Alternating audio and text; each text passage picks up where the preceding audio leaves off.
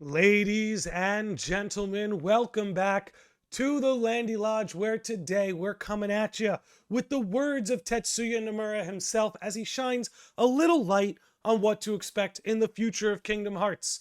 Now, for those who may not know, I have been sick the last few days, but I'm feeling a lot better, but you can probably hear it in my voice. Still a little congested, still getting over the cold, but I feel more than well enough to do this episode. Speaking of which, a lot of love and major shout out to the Sages of the Lodge you see on the screen, YouTube channel members, longtime Twitch subscribers, and just, people who support the show in any way they can. But without further ado, and with that technical difficulty in mind, please, ladies and gentlemen, welcome today's guests, none other than the great, the ones, the only. My pleasure to introduce some of the sickest of sickos, some of the most normal of normies, for you to decide. Andy Brew, LunarLux, and Treehouse have invaded the lodge. What's going on, boys? Okay, I was I had to blink. I'm trying to pull a prank on you, and I don't think it didn't work. So funny. We tried. We're sorry. You tried your best. But anyway, look, let's just jump right into it. Look, if anyone's watching this, you know who these sickos are. I've got their links in the title. I'm going to shortly drop their information into the description for everybody, especially if you're watching this back. But look, whoever wants to lead us off, we're going to go through the interview and some of Nomura's words specifically. But generally, what are we all feeling in the fallout a few days after Nomura's interview, dropping some heavy truth bombs upon us? Anybody want to jump in first? I'll go. I'll say something. Shoot. You're in your beard arc, Treehouse. Gotta say. I know. Yeah, it's powerful. Yeah. I just think it's pretty crazy that everything, like especially from the first Kingdom Hearts game, that Nomura's had the idea of Quadratum for this long. Like I've been thinking out, because everyone says, oh, he probably didn't mean to do all this in all the older games. There's a new saga. It's going to be a fresh start. But he's obviously said that he's been thinking about the idea of Quadratum since the first game. So to me, I just think that's so cool. I just love that. How would you respond to someone who says he's just making that up, or he's just saying that? 50-50. What do us Kingdom Hearts fans have to fall back on?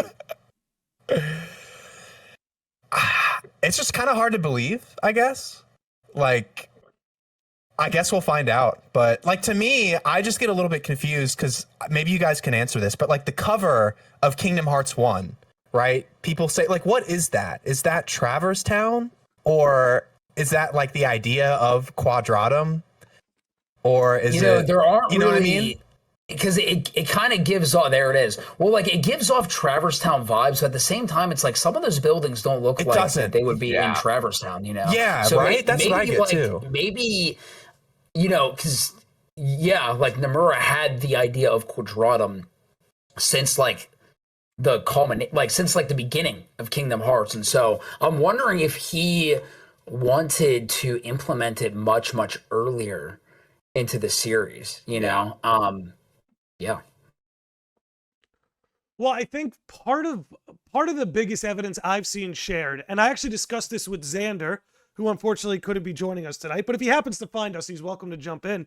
That a lot, especially in the early promos for Kingdom Hearts, a lot of the lines you would see pop up on the screen kind of fit where the story is now. They say things like, "Where is Sora? A fictional world?" Things like that, are the words popping up in the background. You're referring to this, the secret ending of Kingdom Hearts 1. Yes. Right? Yeah. And even some of the early promotional stuff too. Yeah, when Kingdom Hearts was supposed to release in 2001, I think like the very first trailer has a lot of those quotes pop up that they got rid of. Like basically the beta trailer, I guess you could say. But... Yeah, that's interesting because like you look at that and it's like you could interpret it now as like, oh, like Roxas is looking for Sora. But now with like this information, it's like, whoa, like, what's going on? I think I'm kind of on the other side of it where like I trust Nomura as a really good storyteller, and I think we all know this, but I think there's evidence throughout the series where he purposely leaves things open-ended so he can tie it back to like things that he comes up with. I think absolutely, and I totally commend him for this because it makes him look like a genius, and he is a genius. But like I think in itself that is genius because he he leaves things open-ended. He's like, I could just leave this very general so this can mean this, but then also come back to it and be like, okay, I blew your minds because I was anticipating this. So whether he does that on purpose or not, I just think it's a cool way to tell a story anyways. I think he definitely does it on purpose. Like, he doesn't, for sure. I feel like he doesn't know, like, I feel like he has an idea in mind and he doesn't know, like, how he's going to connect the dots, but he leaves, like, certain avenues so that he can come back and then, like, your minds are blown. Like, I never would have thought that weird lab in the end of the world in Kingdom Hearts 1 was actually going to be relevant and like, very important for Union Cross. You know, it's like things like that you never think about. Like, I love that.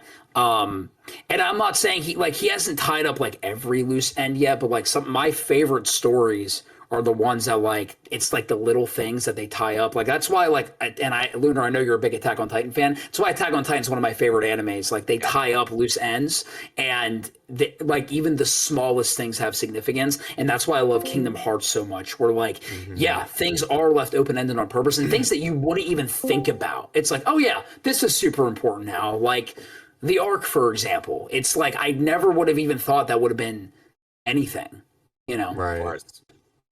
If you guys don't mind, I'm actually going to pull up the direct quote that Tree is referencing, where Nomura mentions that this was planned all along, which, by the way, shout out to not only KH13, but Leah Max for dropping this article in translation on us. And the question went, at the beginning of Kingdom Hearts, there's a monologue that goes, I've been having these weird thoughts lately, like, is any of this real or not? What does that mean? Nomura replied, the name Quadratum didn't exist at the time, but the idea was there. It was a long preparation for the day when I would reach this point. So it seemed like a lot of the concrete details of Quadratum were still being fleshed out in his head, but I think he always knew somewhere along the way, Sora was going to commit some kind of taboo that was going to send him somewhere else. And I think this somewhere else was always an idea.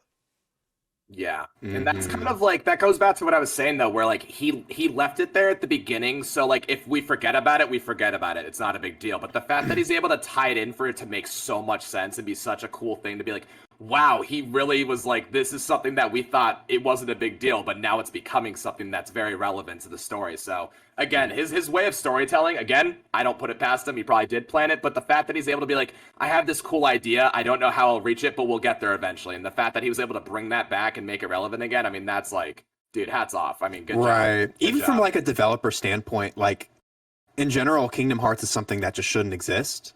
But the fact that he's put in these ideas, maybe possibly not knowing if something like this would ever happen again, just to come back to it and make it work is so smart. So like, I know there's some reference out there from an interview saying like, even for the end of Kingdom Hearts 2, like there was a different ending that he's had planned, that he's kind of saving, that I think we're eventually going to get if he, like, if his story is fully told. So yeah, I think that's awesome. It's really cool. Super cool.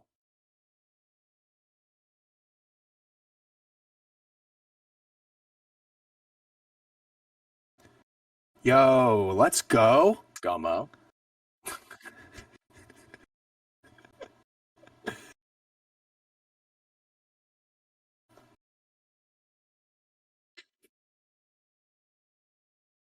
It's realistic. Yeah, I think it's realistic. I think there'll be a Kingdom Hearts game that comes out in 2026. I don't know if it's going to be Kingdom Hearts. I think 4. somebody will mention the name Kingdom Hearts in 2026. 100%. I think someone will think about Kingdom Hearts. That is 4. the safest thing that I can say. Because Missing Link is technically supposed to like come out this year, and so, but you know, who knows? Like, are they just going with like the meme at this point for marketing purposes of like, oh, and then they just shadow drop it one day. It was missing. Now it's here. Can I say something real quick? Go, say something quick. Say something quick. The Missing Link meme is worse than Kingdom Hearts 3 taking 15 years to make. I'm just going to say it's worse. It's like 5 times worse. I agree.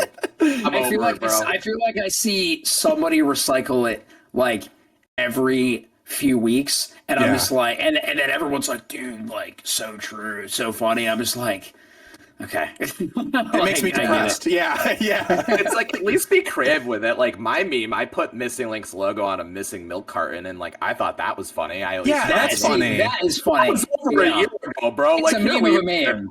Right, yeah, right. yeah. And it's like, no, I completely agree. Like, I think 2026 is realistic. I don't know. Like, I can't. Part of me like can't see the game coming out next year, but like if it did, like maybe like late next year, like maybe they're holding, maybe they're gonna wait until like, you know, I would like to. I kind of like whenever companies wait until like, you know, the game is a few months out and it's like, okay, now we're gonna start showing you like a ton of stuff. Right? So, yeah, and this is something that I try to tell people too, right? Have you ever seen a car commercial for a car that's like in development or a concept of a car? Have you ever seen the new McDonald's menu where it's the concept of a new item? The game companies are the same as these companies. They're not going to show and market and sell a product to people that are their consumers. You want to knock them off their feet. You want to impress them. You want their money. They're not going to show us a half-baked dev build, like a 30-second crappy 30 FPS, like, you know, 480p trailer. Like, they're cooking. They're waiting. They have to sell it to us, man. And like that's the way I look at it. So if they got to take their time, absolutely go for it. But I think just the fact that there's no news doesn't mean it's not being worked on. So I think I'm hopeful. I think 2026 it can happen. But just because there's no news doesn't mean it's not being worked on and it's not coming. So that's my take on it. I also, yeah, that's a good point because it's like, you know, a little on the sidetrack, but I think if it does release, like it'll definitely be on the Switch 2 if all like the speculation is right. And I feel like even in the video game industry right now, something releasing on the Switch 2 or the Switch in general is kind of everything because it's the software that makes the money, right? So it's like I think if they're gonna be planning such a big release, it's gonna be for all consoles at once. I agree. So yeah, that makes sense. and you know, at the end of the day, like you're saying, Tree, Nintendo has the biggest player base. So I have a feeling that the KH4 tech, while it will be advanced, I don't anticipate too large of a leap in tech. But I wanted to get into a little bit of missing link since we brought it up. And there's a relevant interview question about when we could maybe expect it. So let me just pull that up here. The question was, this year, Kingdom Hearts Missing Link is also scheduled for release on mobile devices. Do you have any concerns that by developing important stories for apps and portable game consoles, you will end up with more players who can't keep up with the story? Nomura says, honestly, I do, then laughs. That's why we're developing a story that takes place in a time frame that's much earlier than the Kingdom Hearts timeline on consoles. However, as people say, the newly announced Kingdom Hearts 4 is really more like Kingdom Hearts 13. As there are natural connections, even with non-numbered titles, and I think that will allow for people to enjoy the series even more deeply. However, this time, both Missing Link and 4 have been created with a stronger focus on being new titles rather than sequels. For example, as a new experiment, we have had staff who have not been involved in Kingdom Hearts series before participate in the writing scenarios.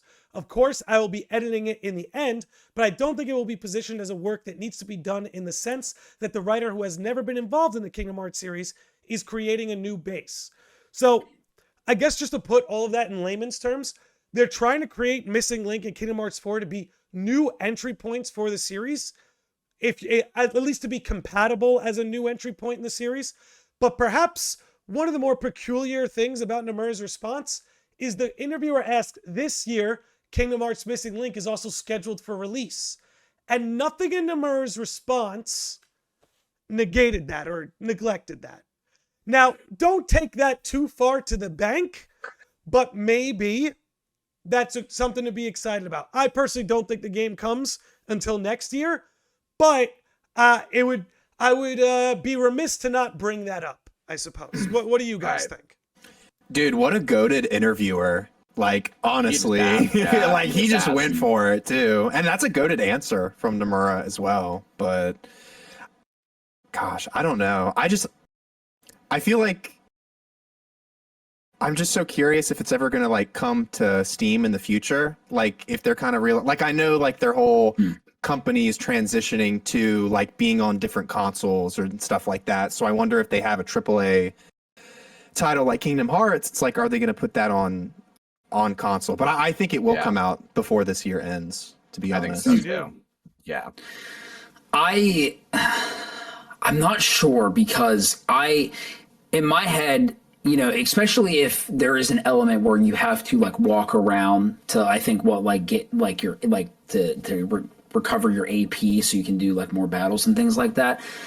I would have thought that they wanted, and maybe this was the idea, they wanted to get it out in the summertime so that people were like out and about, you know, and so you can actually go out and engage in that part, like with that part of the game.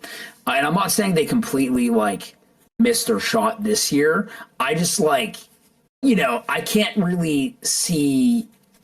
I don't know how well it'll do if it comes out in the wintertime, is what I'm saying. Yeah. Because we haven't heard anything. Maybe I'm thinking maybe they'll push it to spring, or maybe like the end of like fiscal 2024 going into fiscal 2025. That's kind of my prediction right now, but I could be very wrong. I just think that it would, like, that's why, and I'm not saying it's gonna become Pokemon Go. It's definitely not, but that game came out in like the middle of summer, June. dude, or like the beginning of summer. Yeah.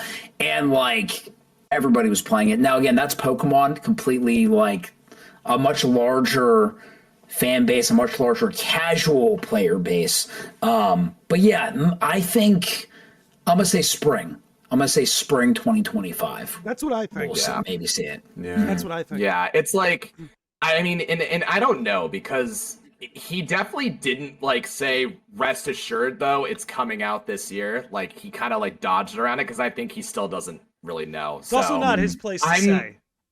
Whether it's like scheduling or whatever, but like I've talked to people who played the game and like they said that it feels like ready and it feels good. So like they don't even know what the holdup is unless there was like a really big community feedback where it completely destroys like what the game is about, whether it is the going outside and playing and they're like, oh yeah, maybe you're right, maybe we should rethink this, like, but they've already opened that can of worms and it's advertised as a game that you play outside. So if they're gonna just completely shift the whole point of the game to make it more of a home experience, fine, but that's like the only thing I could think of, because it's like, why else is it taking so long? Why else is he not saying it's not coming out? Like, they have to be making a big change, because like, again, people who played it, I obviously didn't play it, but they're saying that it felt like it was ready. It felt good. It ran well. It made sense. It was fun. So I'm just curious what's taking so long. And that unless we get a trailer at TGS and they shadow drop it, that'd be raw based. And that's that's next weekend. Landy, let's hype it up, bro. Let's hype it up, Landy. Let's go. I'm not saying that's gonna happen. I was just reading the chat. I was just reading the chat, and I think Umbra mentioned TGS, and I was like, well, I mean, hey, like, that would be kind of, dude, that's Kingdom Hearts Twitter would break. Just the Kingdom Hearts side of Twitter. That's it. When it happens, it's gonna be like a freaking madhouse. It's going to be a madhouse. It's gonna be like 4 a.m. East Coast time. I'm running outside and playing the fucking game. Like, I'm just playing the game. Facts, yeah. But wasn't it the thing with Pokemon Go? Didn't it just shadow drop on everybody? Like the game itself? Out of nowhere, it's like, it's out. It's ready to go. Yeah, it was in development, and it's really funny. I'm pretty sure it was in development for a couple of years, and we didn't hear anything about it, and then they just randomly dropped the trailer, and they're like, here it is, basically. Like, I think that's all it was. And I think, I think you guys were kind of talking about this earlier. Don't expect the marketing cycle for 4 and Missing Link to be anything like we saw for 3. 3 had such a long and lengthy marketing cycle. I don't think that works anymore. I think you have to keep them pretty short and sweet, because the news cycle will filter you out as nothing but white noise if you stick around too long. Or you go away and come back, which is kind of what Kingdom Hearts is doing now. Great examples, Black Myth Wukong. That's a game that just like showed up, went away for like a year or two, showed up again, went away, and then the next thing you know, it's here and it sold 18 million copies. So I think things are just designed to be more rapid right now, Yeah, and I think, I don't know who's on like the marketing team for Kingdom Hearts right now, but I think they take a page out of what they did with FF7 Rebirth, drop a trailer, and then like before you know it, like in a handful of months, game is coming, dude. Yeah, because think about it like this. Why spend all the money on these trailers and the advertising and all this stuff when they could just have us do it for free? And I think the best way to do it is to shadow drop the game and we all freak out and let everybody know it's out, it's ready, it's good to go, and They just do it afterwards, and then they do like a couple trailers here and there, a couple advertisements, but that is kind of genius. I mean, it really is. I mean, for example, like Tree, like with Smash, like when they revealed Steve, it broke Twitter. That's the power of the people, exactly. man. That's the power of the people. Right, I know. Yeah, it's crazy. The most insane fans on the planet are Kingdom Hearts fans. I'm pretty sure they know we'll advertise and promote and tweet about and post pictures and videos of the game. Like, we'll do it. Yeah, so. and it's funny you mentioned that because it's also like when you were talking about Pokemon Go, it's like when that released, oh my gosh, it was a buggy mess. Like it would always crash, it would always do it, but no one cared. No one cared at all. They would re-upload it. I know someone who got like a different phone just for it, and then it worked. Right? And it's like, I feel like Kingdom Hearts fans are kind of on that same level. It's like, well, if it's a little buggy here and there, we don't care. We just want something. Yeah. So there's a good similarity there. Yeah. We're very easy to please. Yeah, right, exactly. So yeah, a screenshot will make the community go feral. I am not saying that's a good or bad thing. I'm just saying that's just what I've noticed. Dude, Yeah, I will never forget when they posted those Olympus screenshots of the Keyblade transformations, like early in the hype cycle, and everybody was making videos, everybody was posting about it. People were making fan art of different worlds with different transformations, speculating what it could be. Like, that's what one little screenshot does. So I completely agree with you on that. 100%. By the way, shout out to BioRoxas, who's here on the Twitter side of things. Said they need to keep quiet until they're ready, which I think is pretty much the consensus between all of us here. Is wait till the game's ready, and then just a tidal wave of stuff. And like you guys are saying, we'll take care of the rest for you because it's going to be absolutely. And also, I think another thing that's going to lead to this game's success, which is why it's like they really need to wait for the right time, like the fact that people can play this game together. Yeah. That's going to do a lot. Yeah. I really think people underestimate how much that's going to do, the sort of raid function. I want a functional multiplayer Kingdom Hearts game, please. Yep. That's what the AMC seems to be. Maybe I'm wrong, but that seems to be what the goal with Missing Link is. Yeah. I think they're taking Union Cross and just beefing it up. Just from my understanding, but I could be completely wrong. I'm personally trying to stay out of the beta test stuff because, again, I've been waiting this long for this game. I just want to go in blind. But from my understanding, what I've read and what I've been told, that's sort of what it feels like. It's just a beefed up version of it, which is all I could ask for. I thought raiding in Unicross was fun. I had fun with that game. So. Okay, before we get back into the interview, there's a couple questions I definitely want to jump on.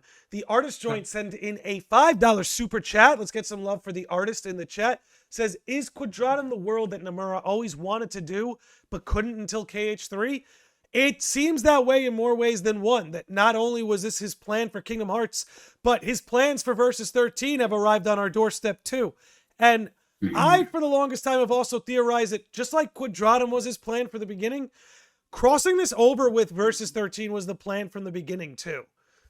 To the point that Noctis was designed literally to be Sora's mirror image. So I think there's a lot of premeditated thought going into what is now the future of Kingdom Hearts. Do you guys have any thoughts on that? I agree. It's kind of weird because it's a little bit random, but Yozora, there's no official art for him at all. He's the only one. There's no 2D art. So he's not a Kingdom Hearts character. Right. Or at least not yet. No. Yeah. For a guy who was the secret boss of the third mainline entry, it's a little peculiar. It just makes you think, how far are we from seeing him if there's no art? I don't know. It's a good question. I mean, it's only one game away at the end of the day. Right. Hopefully. Is it? I think so. I think so. Okay. I don't know, man. It picked up right. I mean, I don't know. It makes sense to see Azora, I think, obviously. Right, for sure. I think so. He's going to be very important. Regardless of what he is obviously a mystery to me, but whether we see him or not, I mean, again, he's been so... Have you guys noticed this? He hasn't commented on Yozora, at all. He hardly talks about him. He talks more about the Master, the Lost Masters, Lushu, Quadratum, he talks about all this stuff. He never mentions Yozora in anything, at least off of my memory, unless I'm completely blanking, but he never talks about Yozora. So that's really interesting too, I think. I mean, you asked a Kingdom Hearts question, you're going to get a Kingdom Hearts answer. Yeah. And also, Right. imagine like it really is more versus 13 than any of us can imagine, and he's just keeping his mouth shut for legal reasons because of NDA. Like, oh yeah, we don't got to talk about Yeah. it. We're not going to bring him up. We're not going to bring him up. Yeah.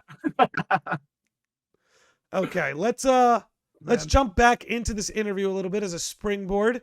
I see we do have another super chat. We will get to it, but let's bring it back to the interview. So they bring up, just as it is difficult to catch up with a long-running manga series from the first title, the Kingdom Hearts series has so many titles that it seems to have the same problem. What are your thoughts in regards to new fans that might try playing the series? Nomura says that's what I'd like to know, laughing. He laughs a lot. I wonder if it's nervous laughter or if it's like diabolical. I'm actually like really curious about this. Anyway, as I mentioned I hope earlier, it's diabolical. That's so I true. hope That's it's so diabolical. true. I love that.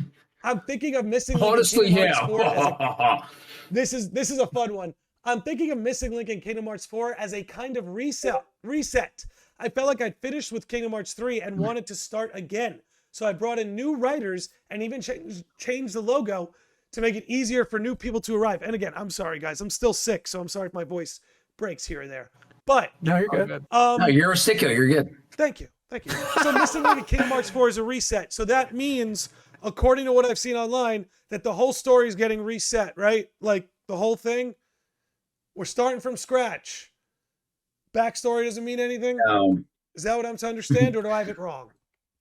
100%. We're cooked, guys. We're He's cooked. stopped receiving the whole series. The past 20 years has been for nothing. Nomura's lost it, man. He's lost it. Here's what I think the direction that he's going in. I was kind of talking about this before we started, but like if you guys have played God of War, like God of War 2018, that game, it was like a soft reboot of the series, but it was technically like a continuation because now like Kratos has like hopped mythologies, just as Sora has hopped realities. So, and you know, you can, that story in itself, if you've played the game, is very self-contained. You don't have to know anything about the previous games or about Kratos or anything to enjoy the story for that game. You know, it's a very easy way for casual players to get into that series. You can enjoy the story. It's a fantastic story, even if you don't know the history of Kratos and God of War. Now, with that being said, if you do know Kratos' story up until that point, it's so much more rewarding because there are things from like his past that come up. There are things that like haunt him. If you know the previous games, it's so much more rewarding because of all the things that are referenced and because it is still one ongoing story. And just as Kratos hopped mythologies and God of War, you know, Sora's hopping reality. So I'd like to think maybe that's the direction they're going, where you, excuse me, where in Kingdom Hearts 4, it's going to be something like that where you can enjoy Kingdom Hearts 4 as its own self-contained story, but if you know the plot and the history of the previous games, it's going to be so much more rewarding. Like it's not going to be like in Kingdom Hearts 3, because this is a problem that they had whenever trying to rein in casual players for Kingdom Hearts 3 was that they tried to do it at the climax of the Darkseeker saga, which I think was a mistake. And it was great to see that there were a lot of people, like Kingdom Hearts 3 sold exceptionally well. There were a lot of people who experienced Kingdom Hearts 4 the first time with 3. However, I feel like it's going to be well received with Kingdom Hearts 4 because now that they're starting a new saga, they have a way where they can do that. And I actually think it's a great thing that they're doing that because it's always a good thing whenever you can get more people, a wider variety of gamers and just people alike to jump into your franchise. And so I actually think it's a good thing. And they're not going to completely like dismiss like 20 years of Kingdom Hearts and storytelling. No, it's still going to be one story, but they're going to maybe do it in a way where you can enjoy it on your own. Like I felt the same way even playing like Nier Automata. Like that was my first Nier game, and that I didn't know the story of the previous Nier game, but I enjoyed that game, and I was following pretty much everything that was going on outside of like some of the deep lore bits. And that was my first Nier game, and then I went back and played Replica, and I was like, whoa, like this is how this happens. And so I think it's also going to be great. You get people who jump into Kingdom Hearts 4, and they're going to be like, wait, who are these hooded people? Like, where do they come from? They're going to maybe want to go back and experience the rest of the series, so then they understand what's going on. And I think it's going to be a lot easier to do that with Kingdom Hearts 4 in comparison to Kingdom Hearts 3, because now we are starting this new saga. You got me thinking, and this is the best explanation. First off, I'd like to make a disclaimer. If this is also a translation, we're not sure if this is exactly what he meant by resetting. What I can compare this to is, if you guys are Marvel fans, you understand what I'm saying. Think about the Infinity Stone saga as this being the Darkseeker saga. You obviously can play just Kingdom Hearts 1, 2, and 3, and by comparison, you can watch the first Avengers movie, Age of Ultron, Infinity War, and Endgame. You'll be lost, but you could still watch it. And like you were saying, it rewards you for paying attention to the overall story. I think now, past Endgame and everything beyond, they reference the blip, they reference some heroes, they reference some instances, but you're not going to be lost if you watch the movies after Endgame. And I think this is sort of what he means. We're not erasing everything, we're not resetting anything, we're not neglecting anything. We're just moving on from all that stuff. So again, as a long-term fan, you can still be rewarded for knowing the little ins and outs and the things that they're going to start threading together, but they're going to make this as a new phase. Like, where we're approaching Doomsday and Secret Wars with the MCU, everything's been supposedly building up to it this whole time. So I think it's the same thing where it's like, yeah, you can definitely jump into the Kingdom Hearts series now, because a lot of that stuff isn't the focal point anymore. That doesn't mean it's not important, but it's not the focal point. The focal point is what's going forward. So Nomura is basically saying, this is where the new arc is starting. So if you want to get into the series and you don't want to play the other games, this is the best entry point for you right now. So that's the way that I look at it, and I think he's going to do. He's not erasing anything. He's just like, this is the most like newbie friendly like entry point that I can give you right now, because we're about to start this thing all over again. So if you want to get into it, do it now.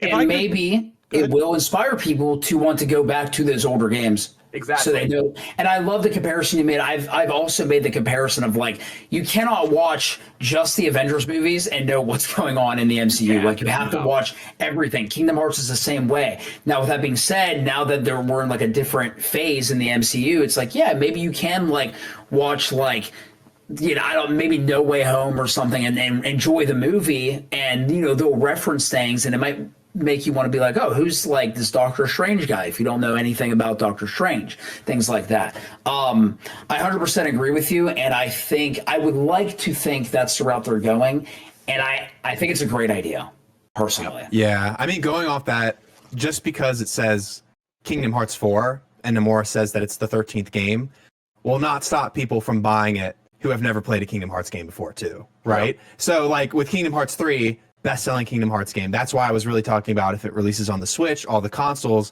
it'll be the best-selling Kingdom Hearts game for sure. And the fact that they know that preemptively and they're doing this reboot is kind of the perfect solution for them to get people into the series. So I think they are smart enough to know, like, how many people do you guys know? They're like, oh yeah, Kingdom Hearts, I played 1, 2, and 3, that's it. Like, I think they know kind of a lot. So many people just go out there and buy the game because it looks cool. And I think that's the best thing to do. And they're doing it. I do think, as much as I miss a lot of the subtitle games or non-numbered titles, I'd be just fine if we just did nothing but numbered titles and you keep missing Link. I'm so annoyed with them now. Like...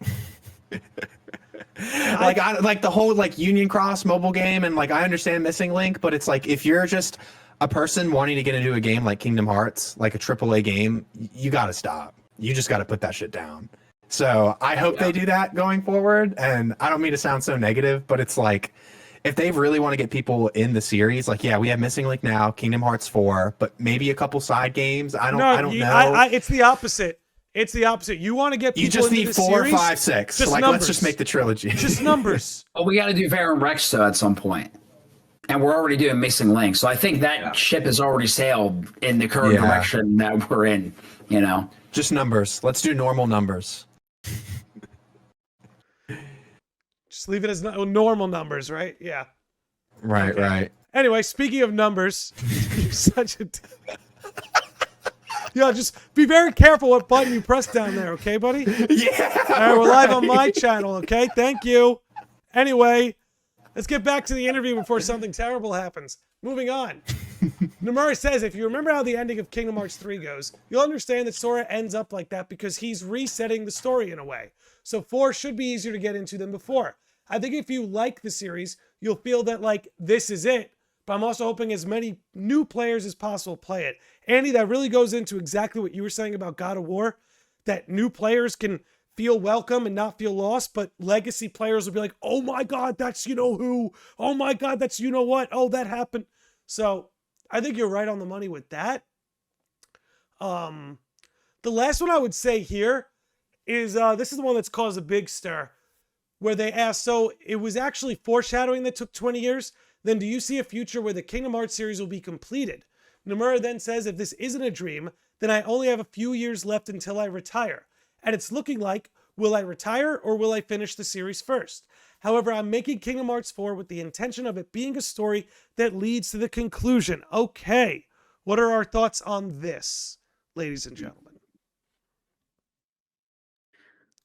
I'll happily go first. I mean, I just like even if he doesn't like finish, even if he's not on developing, I just want his story to be told. Like that's all I want. Like he doesn't have to work on, like he doesn't have to pick the worlds. He just has to get his story there. Like I just want his ending to be the ending for Kingdom Hearts. Like I want his ending to be Sora's true ending. That's all I want at the end of the day. Yeah, and I think I mean, I just want to ask real quick. I mean, even people in the chat too. Did you guys watch Game of Thrones? I don't want to talk about it. We all know what happens when the writers or the people who are telling the story are no longer creating the narrative. So yeah. But you know what? That's on George. Like, that shit's on George. Write the fucking book, George. Write the fucking book, and maybe they won't get it wrong. Maybe if only they had a book, George, to base it off of. I'm done. Yeah, he's a brilliant writer, one of the best. Very passionate about the ending, as there's so many people. So I'm using that, and again, yeah, like I'm using that as a point to sort of prove where it's like, even if Nomura is like overseeing this, and if he is sort of behind the scenes after he retires, that doesn't necessarily mean it will go well. So I would still be 100% nervous if he does retire and he's kind of like consulting the story or whatever, because realistically, I know it's his baby, but it's like, he's not really a part of it anymore, right? Like, it is his story, but it depends on, he's very passionate about his work. He's way different than Game of Thrones, but yeah. So I would just want Nomura to tell his story, and then I think the best comparison I have for it is like Ash leaving Pokemon. It could be something like that. So just because the main protagonist's story is done doesn't mean the series is over with, and I think that the way Pokemon pivoted from Ash, it gave us as fans like closure to his journey. It was closure to this thing we grew up with. We saw the character grow up before our very eyes. Ash went from this twerpy little kid to becoming the world champion, right? And he did what he wanted to do. And I think that Nomura will be able to finish the story, and I hope he does. And then after that, it's Disney. It's a big IP. They're not going to let this die. They know it's successful. If they want to bring someone else on to continue the story with a new generation of Keyblade wielders, with whole new conflicts and all this stuff, much like Pokemon did with new protagonists and new Pokemon and a new perspective on the journey, then I'm fine with that, and I will play it any day of the week because I love Kingdom Hearts. But in terms of Nomura's story, again, 20 years, that is a lot for somebody to take over and to stick the landing with. So that's the last thing I want, is for this thing to end not in Nomura's hands. And again, even if he's consulting, I don't want a Game of Thrones ending for Kingdom Hearts because that will devastate me. He's just so close. It's just like, I know he wants to retire, but it's like, you're so close to the end. Just do it for all, like, do it for yourself. Even if he cuts stuff out to make the ending just timeline-wise line up with when he's going to retire, I'm fine with that. As long as it makes sense and it's good, I'm fine with it. If we don't get this whole other arc, we don't get all these new characters, this new big bad, whatever, I'd rather it end on a high note. If it I'd rather it end on so 4, to be honest. Like, if he knew that was going to be his last one, he ended on 4, I'd be okay with that. Fine Like, with it. that's fine. I just want it to end the way he wants it to end. I want it to be conclusive. I want it to make sense. And if they want to keep the IP going and the story going, do it, but do it without Sora, do it without Riku, do it without Kairi. Like, just do not touch these characters. There's Much only like one way it Pokemon's works. doing it. There's only one way this works. There's only one way this works. When he's gone, I really believe this, and I think if they don't do this, it will eventually deteriorate into obscurity. What they need to do, when Nomura's done and Sora's story is told, Kingdom Hearts, over. But the IP can spin off into Door to Light or Door of Light. Same concept, but has no attachment to Kingdom Hearts. Doesn't jeopardize his legacy. Nothing. But you could keep this. You could keep a lot of the core there. But you need to create a sister IP that can have its own identity, have its own story. This way, you don't compromise the legacy that Nomura leaves behind. Because maybe the first game you make without Nomura at the helm is a little bit shaky. And if that's the case, you're going to lose a lot of the audience. But if you honor his legacy and you do a sister IP, and maybe you get off to a shaky start, people will be more lenient and go, oh, they're just getting this new IP started. Maybe now you're running around with Max and Huey, not Donald and Goofy. Again, there's so many things you could do. It's a bottomless pit of IP that you could draw from. But I think if you want to keep fans like us around who, clearly are also on the older side, it's like you cannot jeopardize the legacy of Nomura. Show the fans you respect what he created and his team created, that you're willing to do something else, just again, under that umbrella. It's not anything that hasn't happened before. Drakengard and Nier. There's an example right within the Square Enix company.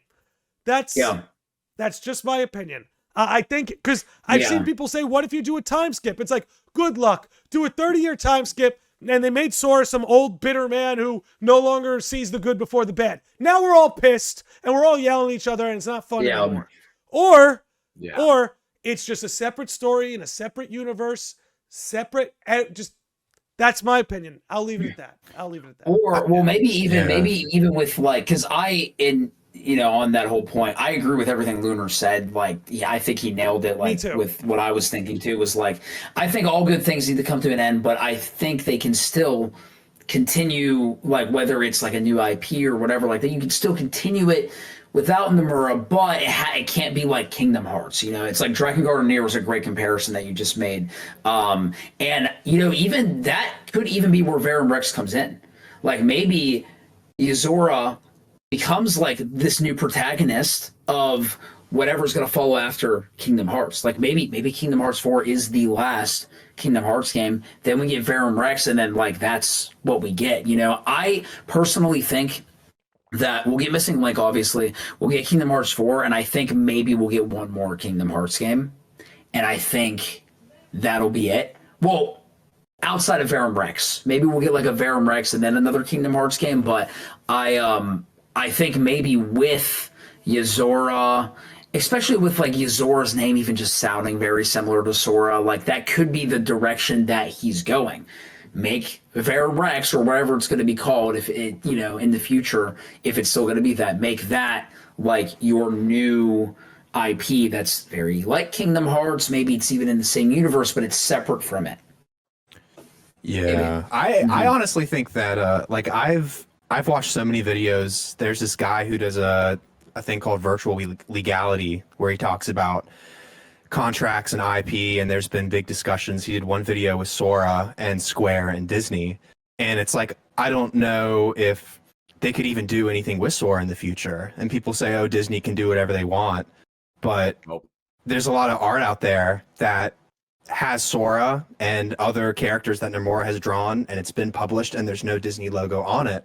So we don't really know the fine legal contracts of who owns Sora, right? So if they did want to do something Kingdom Hearts related, maybe they could, but is it going to involve Sora? I don't think they could actually do that, to be honest. I don't think it does, because I think we have to look back on like Sora getting into Smash. Disney was actually on board, but Nomura was the one that wasn't sure, or maybe he was particular with where he went. So I think that answers our question where, yeah, like they do have a right to the Kingdom Hearts IP, but the characters, like the Kingdom Hearts characters, They need Nomura's permission it's to do a Nomura. lot of it. There's Yeah. going to be something in a contract somewhere dictating what Nomura, how much say it is. It seems like a lot, but that's just my. It goes through him from what it kind of seems like. Yeah. Like no one really knows, but from the videos I've seen, if you guys wanted to check it out, I mean, it's very interesting. But it kind of came down to, if they want to do something major with Sora, they need to have his permission for it. Yeah, which is great. Like I love that. I love that too. Yeah. So And again, I mean, I think that story right there with Smash is a prime example of like, look, when Nomura's gone, nobody's gonna care as much as he did. Like Disney was like, yeah, put him in. They don't care what moves he has, what poses, what artwork. They don't even know what Smash is. Like, you know what I mean?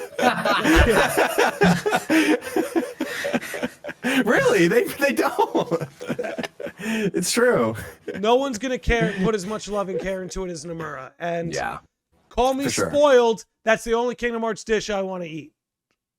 Me too. Same. I agree. So yeah. Okay, so how do you respond to someone who says maybe they could hand it off to Tai Yasue, who deserves all the respect in the world, mind you? But yeah, I mean, I think like, I don't know, like it's kind of like I still think, you know, I know people hate on Nomura because of the Nomurianism of Kingdom Hearts or whatever the heck you want to call it, right? And like, you know, people like, you know, people blame Nomura for everything. They blame him for like FF7 remake, even though like, you know, he was kind of a key part of like why one of the most impactful video game moments in his video game history like even happened in it, which was an FF7. And like, so like he doesn't get enough credit for certain things and he gets like a lot of hate for certain things. I can't see, just like with like Sakurai being done with Smash Brothers, I cannot see the series continuing as Kingdom Hearts without Nomura at least overseeing, right? Like maybe have him in like an overseeing role, but at that point I really think like they should just make Verum Rex like the bridge between like Kingdom Hearts is ending, here's a new IP, and then maybe give that to Tai Yasue, you know, or maybe, I don't know. But I'm kind of along the lines of like, if the name Kingdom Hearts is a part of, you know, the game, like if it's going to be a Kingdom Hearts game, I feel like it has to have Nomura on it in some way, shape, or form for it to be Kingdom Hearts. Because there are things that are very convoluted and crazy, but I love it like that, and I don't think it should change. Like, you know, I think that's like how, I don't know, like I feel like Kingdom Hearts will lose its flair without Nomura at least having some kind of like supervisory role. Dude, Andy, You know? it's so funny you mention that, because like for Smash Ultimate, they were supposed to have a different person in charge. Like Sakurai wasn't supposed to do it. Right. And Sakurai oversaw this person, said, you're not it, and then he came back in to finish it. So I'm hoping, like what you're saying, that would be so perfect if they did continue. Could you imagine, because I know we just talked about the point about how he's bringing in new people who's never worked on the Kingdom Hearts series before. Do you think he's kind of scouting for an heir to see like if he could find someone who can really cook with it or something? Like, and he's going to pick somebody? Writer For sure, is as good as you're going to get. So I'll say that. Yeah. Yeah. I think if the heir is handpicked by Nomura, then if he trusts him, Here's then my he trusts problem. him, you know? Right. Here's my problem. You're right. You can get someone like Tai Yasue who can maybe handle director stuff. You can get somebody like, who did you just bring up? Sakurai? Sakurai? No, never mind. Look, We were just talking about Sakurai. here's I what think, I'm I don't saying. know. Here's what I'm saying. You could get perfect. You can get somebody like Yasue to handle the directing. You can get someone like Ishikawa and Nojima to handle the writing. But who's going to design all this stuff, man? Not someone anything like Nomura. And he might have proteges or people who can mimic his style, but who's going to pull a new thing out of the ether and give it to us? There's plenty of people, again, who can mimic, who can do things in that style, but the people who are making the new thing will no longer be Nomura and his style, which is so unique. So yeah, maybe you could replace him as a director. Maybe you could replace him as a script writer. But replacing him as an artist and a storyboard artist, that's going to be incredibly difficult. And I say this as huge Dragon Ball fan. I even love Dragon Ball Super. But the further Toriyama got from Dragon Ball, the worse the art got. And it's noticeable. Incredibly noticeable. And again, Dragon Ball's still going relatively strong. But I'd hate for Kingdom Hearts' art, which is such a core part of its identity, to deteriorate in that same way. That would break my heart. No pun intended. Yeah. I like Roberto Ferrari, Umbra, but if I'm not mistaken, he does character models. Because he did the FF7 work. I'm pretty sure he's a character model guy. I might have that wrong. Yeah. It's just hard because we're getting to a point in the video game industry where like, oh, glasses are off. Look out, chat. they're serious. Yeah, look out. They are, as you would say, they're off. So, but yeah, so I don't know. It's just these people who are retiring or Can I correct myself? getting ready. What's up? I want to correct myself. Okay. He is credited as a character designer on 15 and Remake, costume designer in Dissidia, and a character artist on Type O. So I got that wrong. I'm glad I checked myself. Okay. Cool. Just wanted to. But All right, no, go you're ahead. good. You're good. But basically, like, we're getting to a point in the gaming industry where all these people are like these game developers. They're just irreplaceable. Yeah. Like, you just can't replace them. It's like, even if you replace an artist for a franchise, it's never going to be the same. And I feel like with something as complex as Kingdom Hearts, I hope Nomura has like a discussion for the future, which it seems like he's already really thinking about if he's talking about it in an interview like this, which is, I think, a good sign. He's just being open with the fans, open with all the media, and I really appreciate that probably the most from this interview. Yeah, and the thing that's so like insane, because you kind of put this in my head where it's like we are at a weird time because video games, they haven't been around long. Like there are not a lot of they have not been around long. So we haven't seen like these giant legacy franchises ever shift direction like that. At least in like a super niche perspective, like we said. Smash is a great example because it's so super niche, it's very different, and it's very like One of a kind. legendary. Yeah. We don't know what a new direction of Smash will look like. Just like we don't know what a new direction of Kingdom Hearts will look like. So we have nothing to base it off of, which is very like exciting, but it's also scary because we don't even have anything to go off of. Like, you know, I'm comparing the Kingdom Hearts series to like movies and TV shows because TVs and movies have been around forever, and we've seen series directors shift in that industry, but in the video game industry, it's still so new. It's still so new. So we don't know, because again, you could replace actors, you could replace stories, environments, directions, things like that, but how a game feels, how a game plays, like video games is like another form of media. So I don't know if it's even fair to compare it to movies and TV shows. Like, we'll be fine, or maybe in some cases we won't be, but it's going to be interesting to sort of see if it plays off. You know, I think a great example of that is like Miyamoto, like he supervised Mario Wonder, but that whole game was created by young developers, like young, new, fresh developers. They were ideas that he didn't like. Like he didn't like the Elephant Mario, but he let the team do what they wanted to do. Yeah, and it turned out to be one of the best-selling Mario games, and some people's favorites. That's wild. Yeah. So like, I think that's a great example of going forward with a franchise that's been around that is gaming. To be fair. Yeah. I think it's beneficial too to have new people like on ideas and everything, because I always sit there like, and I keep bringing it back to the MCU, but it just makes me scratch my head sometimes, where it's like some of the choices, some of the directions, it's like you need new, fresh, in touch people to give you guidance on like, hey, everything you've done up to this point is good, but maybe what you're doing now and where you're pivoting to isn't the best direction. And sometimes directors can think it's what the fans want, but sometimes you need somebody who's younger, has a fresher perspective on everything to tell you maybe it's okay to change things. Like you said, the Elephant Mario thing, he thought it was stupid, but it was ridiculously successful. And it's the icon of the game. Yeah, for sure. So like sometimes that does work, and I think. Yeah, no, definitely. I think it's a very good idea that he's bringing in new people because it perfectly correlates to that story where Nomura might be like, I wouldn't have done that, but let's see if it works. And he seems open to it, which is cool.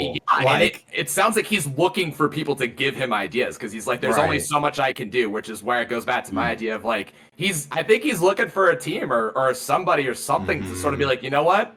You've got a fresh new spin on my vision for this, and I trust you.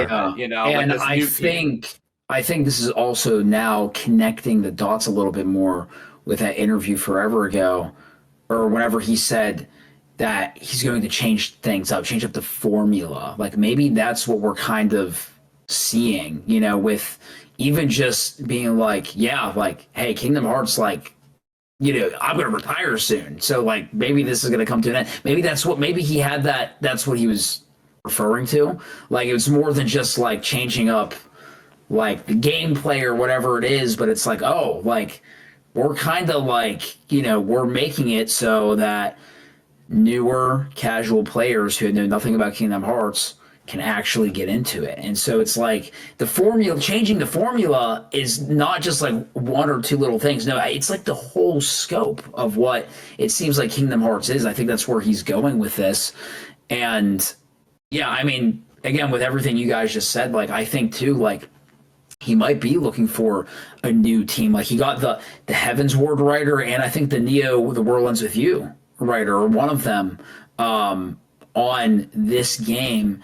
And I don't have any experience with Heaven's Ward, but I love Neo Twoie and like the story of that game. And like I think like I don't know, I think it's a really good call and it's really good that he's like thinking about that now, you know, because you know, he's not going to just abandon his legacy, but he wants to make like, and I'm not saying like his legacy has to continue on even after Kingdom Hearts, like, but he's, you know, he's getting a team together to even maybe make and create something that might even be better than what he's created. And like, that is like always something that even like whenever like I'm at my job and like every now and then like I have to train people at my job to like do the job that I previously did, and I always train people with the intention of I want you to do a better job than I did.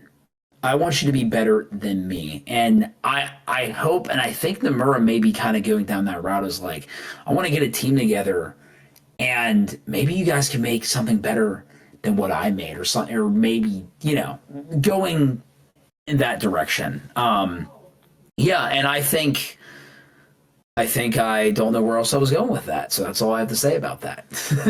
Agreed. Yeah. Agreed. Totally. Well, we had a great comment from BioRoxas I just want to read. He said, I think people in the industry a long time can get inundated and be blind to new ideas or ways to come at things.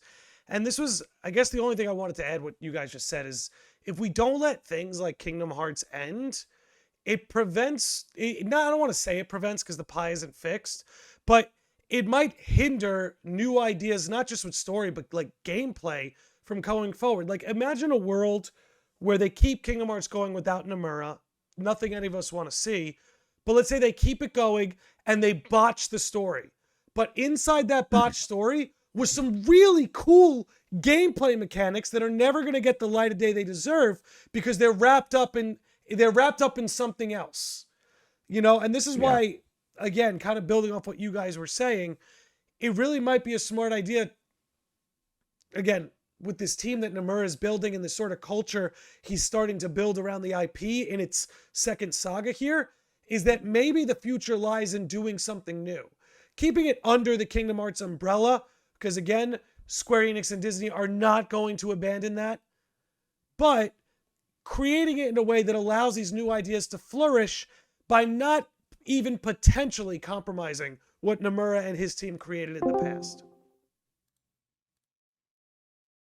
Exactly. Yeah. Mm-hmm. Totally. Okay, let's let's jump back into the interview. We only have a couple questions from the interview we haven't covered yet. But again, shout out to the interviewer who's asking all the right things. All right, let's jump back in.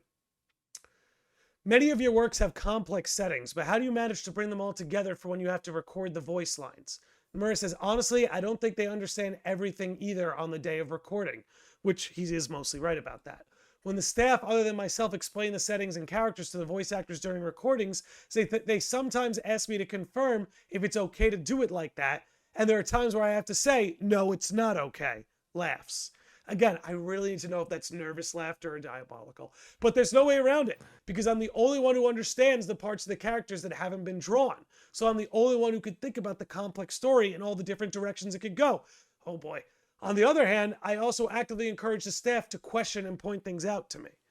So again, that just goes to show that there's no one who's going to care about this IP more than this man. And there are just things that he knows in his head that nobody else can even fathom in real time. Again, to work backwards and think of Quadratum 20 years into the future means he had all this context that nobody else in the room could have possibly fathomed. And I just don't know how you keep things going without that guy in the room.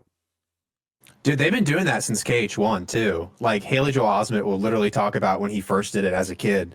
They would have people from Japan come to like the voice acting sessions, and they would like make sure and overlook how things were said. Like it's literally been happening since day one. Yeah, cool. and it's also, I like the second part of that answer too, because it sounds like pretty much exactly like what I was saying is like he's open to hearing new interesting takes on what the characters could do. Mm-hmm. And he's basically saying, I make the call because I'm the only one that understands. Would Riku do this or would Terra do that? Like he's saying like I'm not open to them not doing, like he just knows what they wouldn't do. But he's like, you know what? I didn't think that that's a direction I could take the character, but that does sound right. That does make sense. So he's willing to take input from other people, which I think is a good thing. It's a really good thing. Mm-hmm. You know, it could again put a fresh spin on combat, put a fresh spin on a narrative of a character and like the direction their story goes. Like the possibilities are endless with that, I think. So I think the second part of that is really reassuring that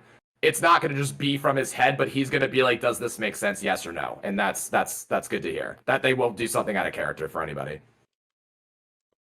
And I just like that he encourages people to speak up. There are some people who, you know, with a guy with a resume like Nomura's, it would be really easy to have such a big head. You don't want to hear shit from anybody. So I do give him credit for, at the least, not falling into that. Of course. Okay. Next question. Is there something like a setting reference book? Then Nomura says, I have some things that I personally write down to remember, including periods that are not depicted. I write down the footsteps of important people and future developments. Again, it's crazy to me that like this guy, and again, I'm sure a lot of fantasy writers especially have to think very grandiose and with a lot of timeline questions in mind, but I don't know, man. I almost wonder how much of Missing Link existed. Like, I really hope one day he'll sit down and tell us like when everything was conceptually thought of. Like, yeah, Quadratum you've had since the beginning, but what about Scala? When did you conceptualize Scala? Like, I don't. It just sounds so crazy. Yeah. What about Daybreak Town? You know, like. When I'm really curious to, and maybe that can even be something that he talks about like after he retires. It's like, you know, when did all these concepts of worlds and even maybe specific characters, like did you have like a Zigbar character from day one, or did you just have like a concept like that? You know, from day one, like you knew you wanted to do some kind of twist like that, you know, some kind of crazy twist, but maybe you didn't know what that looked like. Or did you have this concept of like, you know, Terror Ven and Aqua? Like, was that always like a thing from day one that you know, I'm real curious. I hope he does some kind of interview like that where he does, maybe whenever it's all said and done, years in the future, where he talks about like, yeah, like I did or no, I didn't. Like I wrote, you know, some of these characters in just kind of like on the fly, if you will, and I wanted to see where I could insert them and things like that. I like Umbra's comment. Bro probably has a to-do idea list on his fridge.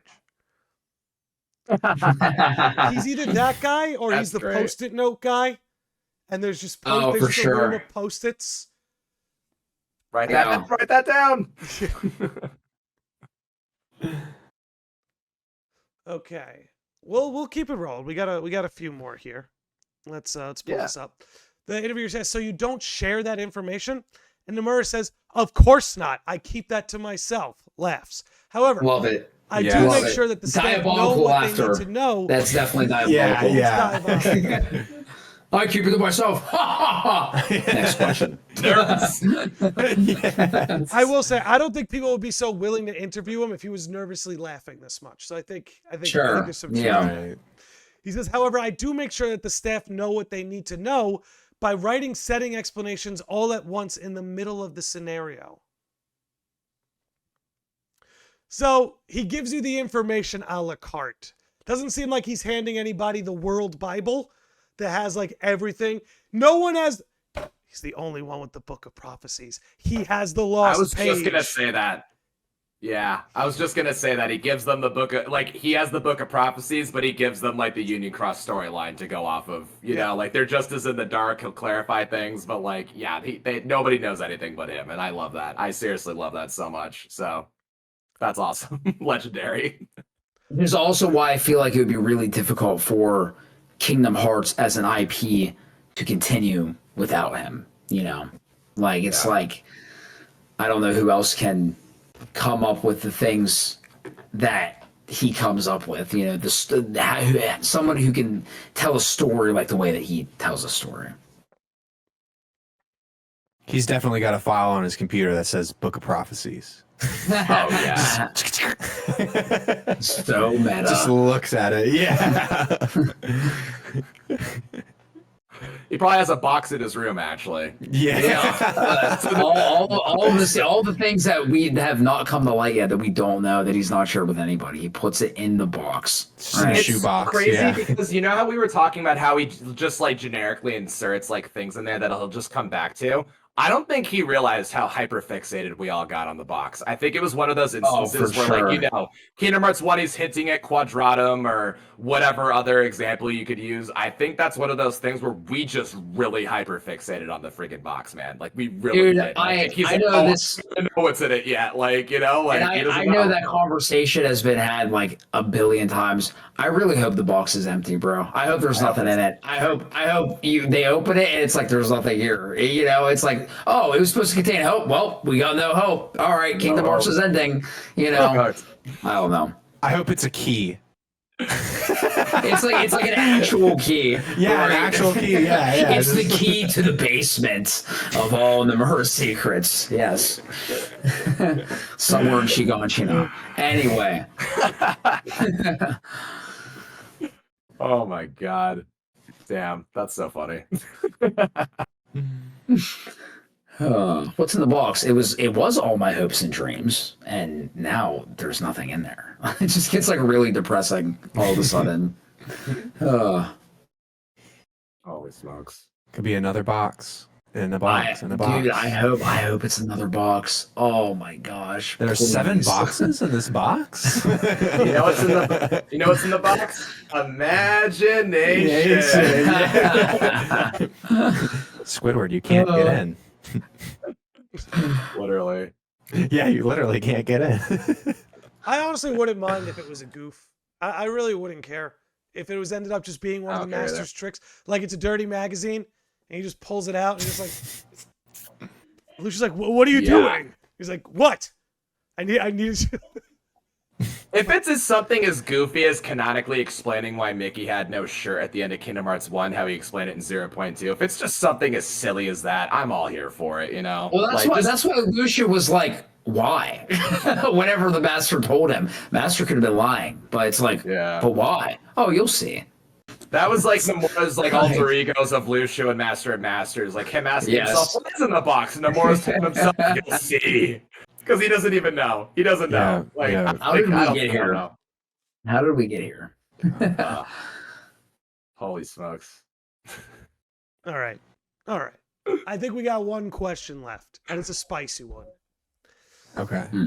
In the Bring it. Kingdom Hearts series, there are many foreshadowing elements that span the series. So how do you keep track of those? Nomura says, as I've mentioned previously, I write a lot in my notes, but I also make sure the staff remember. And I like watching videos. I'm going to say it one more time. I like watching videos. So I watch playthrough videos and reviews on YouTube. Basically, rather than looking back at my notes, I make sure the staff remembers what happened in past titles. And then the He translator definitely note. listens to the Landy Lodge, bro. I'm telling you. We have Hi, a Nomura. translator note. The way he phrases this almost sounds like he quizzes the staff on what happened, but that's just how I read it. So interesting. So Oh. look. I know, I'll say this.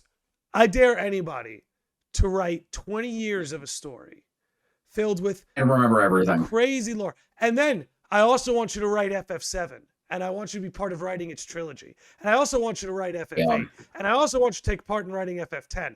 And I also want you to be big on the concepts of FF13. And I also And want make you a to write movie. Versus 15.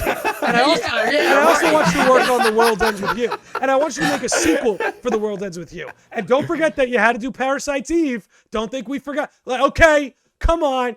I think it speaks to Nomura's credit that he not only has a staff that is knowledgeable on what he's created, but that he has an audience that's knowledgeable on what he's created. And maybe at times he likes to see the fruits of his labor. Look at this YouTuber talking about the lore of the Heartless, how passionate they are. I remember there was an interview, the FF7 devs said they like watching reaction videos to when they announced FF7 because it motivates them. Like, they're aware this online culture exists and it flatters them. So that's, I'll leave my take at that. No, I'm with you, man. Like I couldn't do it. Like I couldn't do it. I couldn't do it well, right? Like even if I could do it, I could not do it well. Like I could not balance writing all of these stories, which by the way, like, you know, a lot of these games that he was on, right, were like crazy good and popular, you know, for at a time, still even FF7 to this day, like, and it, like you said, it really speaks to his credit of like, yeah, like, because people have criticized him recently for being like, oh, like Nomura can't even remember like, you know, his own, like what he wrote, like no wonder why there's plot holes or whatever people want to call it. It's like, well, like, dude, like, I think it's a great thing that he watches playthroughs, that he watches people make theories, that he watches gameplay breakdowns, because going back to what you guys were saying before of like, I love that he takes like ideas from like that he, you know, he hears other people's perspectives on things, and it's not even just on his staff, but it's his audience, you know. And I think more creators, like more devs, more directors, more writers should be like Nomura in that way, where it's like, yeah, like let's engage with the audience, let's see what let's see what their perspective is. Oh, that sounds like a really cool idea, you know. And I love that about him, and I think it makes him seem more human, to be honest. Like he's just like us. He's just like us. Yeah, dude, he's literally like, just like us. Yeah, dude. Like I can't. And like the people who are saying like, oh, like Nomura can't even like remember like his own stuff. It's like, bro, like you don't even know everything that you think you know. Like you can. Right. So it's I love that he does that, because it's also a way to engage with his audience. And now he's understanding like what his audience might want. You know, he's hearing like he obviously took criticisms from Kingdom Hearts 3 and he improved on a lot of things in Remind, you know, and I think that is something that at least recently in the last few years that I've noticed that he's done very well. And so, yeah, I think it's a great thing that he that he does that. And I love like the whole like, oh, maybe he just does it to quiz like his staff. I think it's so fun, you know, if that is like the intention behind certain things. I think it's fun. Like it would be fun to work for that guy. Like imagine he walks into work and he's like, "Hey, you, tell me, how was Shion created?" And the dude's just like, "Hey, right. Make sure they're on their toes, you know." Yeah, Right. They have to. Yeah.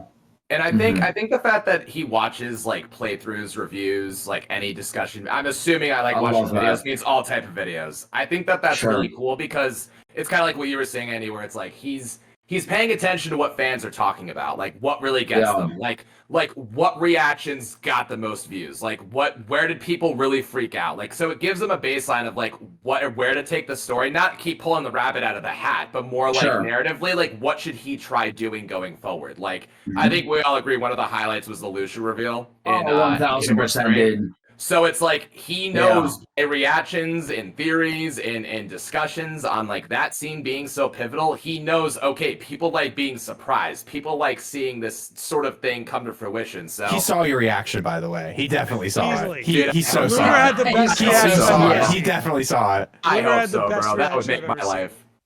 No question. Thank you. For real. It is. So it's like one of those things though, where again, it's like.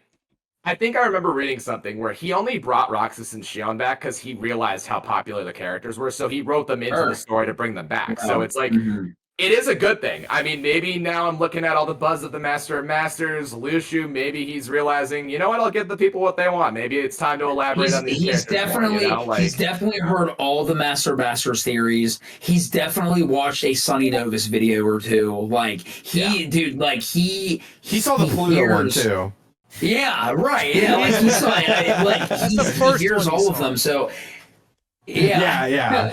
Well, but also like, dude, like again, and you would not have like with the Lucia reveal, you would not. I feel like only Nomura could pull off something like that with a story that's been going on at that point for almost 20 years. At that point, like I feel like only somebody like Nomura could pull something off like that, because then you know what everybody did after they finished the epilogue. You went back and watched every single Zigbar scene in the entire series, dude. You went back and watched every scene and you saw the little hints of foreshadowing.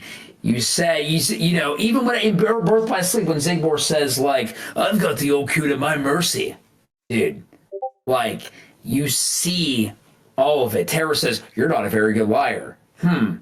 Interesting. It's genius. And I feel like and like, I'm not saying that like other writers haven't done something like that for other franchises, because it absolutely has happened. But I think Nomura, and it keeps all coming back to like, dude, like Nomura makes Kingdom Hearts, you know, like you don't have those kinds of, that kind of impact with a reveal like that without him having all of those things in the back of his mind, having all of those things sticky noted or post-it noted on his fridge or in a box. You know, you don't have those moments, I feel like, without him in this series. Agreed. There's only one man for the job. That's probably our thesis of this whole episode. Yeah. There's only one man for the job. That said, we are up on an hour and a half here. We're coming up on an hour and a half. Part 2 streams lasted longer without going down than the first. Is there anything in regards to this interview that we haven't discussed yet that you guys want to talk about? No, but I want a question that's kind of about it. I want to ask you guys. Go for it. All right. Do you guys think we will get Kingdom Hearts 4 after FF7 Part 3 or before? Before, I think. You think before? Before. Isn't it You think slated so? for 2027 or something like that? It will. They're definitely shooting for 2027 because that's the 30th anniversary of FF7. So it's definitely what they're aiming for. Yeah, I think we're definitely getting Kingdom Hearts 4 first, because again, I think we're forgetting, like, Nomura said he started working on the titles immediately after 3. Like, immediately. That doesn't mean, oh, Kingdom Hearts 4 got announced and, oh, let's get to the drawing board. Like, no, he's been cooking that whole time, man. This is, like, especially the way we were talking about the way he tells the story. The way he leaves things open-ended so he can go back to them and then develop them moving forward. This man has a plan. He has a plan. He's always had a plan, regardless of whether it's coincidental or he moves it in one way or another, however he chooses. He has a plan. So at the very least, this story has been cooking for 5+ years, like easily. So I think in terms of development, making sure it works, I think, again, just because we haven't seen anything doesn't mean it's not happening. Have you guys ever seen $1 million in person? The answer is no. That doesn't mean $1 million doesn't exist. That's from the Santa Claus, by the way. And I love that quote because, again, just because you don't see it doesn't mean it's not happening. So true. Just because we don't see updates, we don't hear updates, that doesn't mean they're not working on the game. So I think it's farther in development than we think. That's a little bit of optimism on my end because I do believe it's coming out in 2026, but at the same time, it's like I think there's more going on than we think. I think they're learning. Don't show things too early. I think they're learning. Don't reveal things too early, especially with Kingdom Hearts 3. I don't think they're gonna make the same mistake twice. I really don't. So Just when don't they're do that ready with to the show it- trailers. yeah, when they're ready to show it, they will show it, and it will look full, like finished, complete. Like I don't think 100%, but. What's the point of showing, like I said, the concept for something? Just give us the product. This is what we're working with, and let's get pumped for it. So Yeah, and I feel like at this point, sorry, I didn't mean to cut you off. No, you're good. I was done. Oh, because I was gonna say, I feel like at this point, like, because it has been 2+ years since we've seen the first Kingdom Hearts 4 trailer. At this point, dude, just wait until like you're a few months like out from releasing the game, and then just hit us with an onslaught of just like marketing. Like at that point, Yeah. And the best thing you could even compare it to is like 0.2. You guys remember that Terra model from the dev build versus what we got in the final thing? It's like, do you really want to show people ugly Terra, or do you want to show us the real Terra, which is what we got? I think I would take the real Terra any day of the week. I don't care if it's, oh, but we got something to go off of. No, I don't want to have an idea in my mind that that's what Terra's going to look like in the final Dude, build for the it's game, gonna look bro. it's gonna look so different the next trailer. It is. Like And- it's and, got to. absolutely. Look at the first trailer for Kingdom Hearts 3. The game looks nothing like that at all. I wouldn't yeah. I think even though I'm more optimistic about like the direction that they're going with it and everything, and like how they're going to market it and everything, but I don't think Kingdom Hearts 4 is even going to look like that trailer. I don't think it's going to. It'll look more That similar, was such obviously, but I don't think it's going to look like that. That was Same. such No an early question. build. That was such an early build that we saw. Yeah. It's worth Yeah. noting. While it's worth noting that the only reason they showed us that trailer was to get ahead of the leaks. Like Yeah. we were never Yeah. supposed Yeah. to see that Yeah, trailer. absolutely. And then Unreal Engine 5, it's just gonna look way Yeah. better when they switch over. Yeah. Beautiful. Now I have a question for you guys. Do you think they should market like all the worlds before the game comes out, or do you think they should like? Do you think that they should maybe keep like one or two? No. Like, Market them all. secret? Keep them secret. No. That this is how you sell Go to on. normies. The whole point of the Disney Sure. World trailers is to sell to normies. Not using that in a bad way. Some Yep. people are sickos, some Yeah. people are normies. Advantages to both. Yeah. But there are people Do you that mean Disney casually play worlds the or, like, series, all worlds? and a lot of them Okay, casually gotcha, play the gotcha. series Well, based on what yeah. Disney Worlds are going to get announced. You have Yeah, to announce it. It's I such a agree big with part of the that. I marketing. agree with like. We're all sold I already. agree. Like, yeah, I They agree actually that, don't need to spend any marketing money on anyone watching this podcast or anyone on this podcast. We are a waste of marketing dollars. We're in the book. Yeah. Pre-order day one. Yes, They need to yes. get the normies who want to see Moana. I'd love to go through Moana again. Imagine Donald and Yeah. Goofy were at Moana. That's Again. who that's for. When did it Yeah, happen the dude. first time? Well, I guess the movie, but I'm thinking of Kingdom Hearts Let me first. get the neck vein, bro. The neck vein. He's passionate about this topic, bro. Like I can tell. Well, no, and I I agree saw with it you. pop out. I think, dude, I think they should reveal all of the Disney worlds. I do think they should keep some original worlds a secret, though. Please, Not all please. of them. 'Cause Fucking please.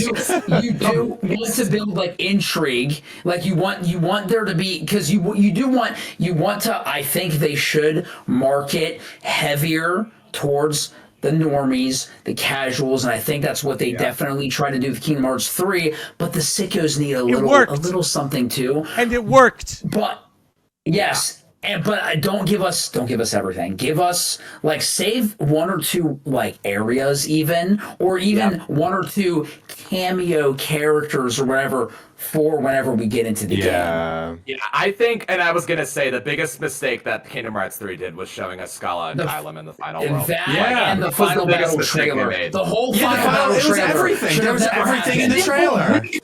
Why would you show that? That would have been Yeah. so sick. Like, I still get so mad at that trailer, and Even in the moment I loved it, but. Yeah, Like, I think the biggest even mistake Aqua, they did. Dark in the Aqua Realm of was so Darkness, bad. like dude, like they should not have showed that at all. No. But I think this is good though, because we went into Kingdom Hearts 3 knowing 80% of it. Let's be fucking honest. We know exactly what was going to happen. For the most part. And they showed so many little things like the anti-Aqua, the playable Riku, the Scala-eyed Kylam. It's like you're just taking more and more out of the way for us. So like when people played base Kingdom Hearts 3 and they're like, it was underwhelming. I agree with them because of how much they showed.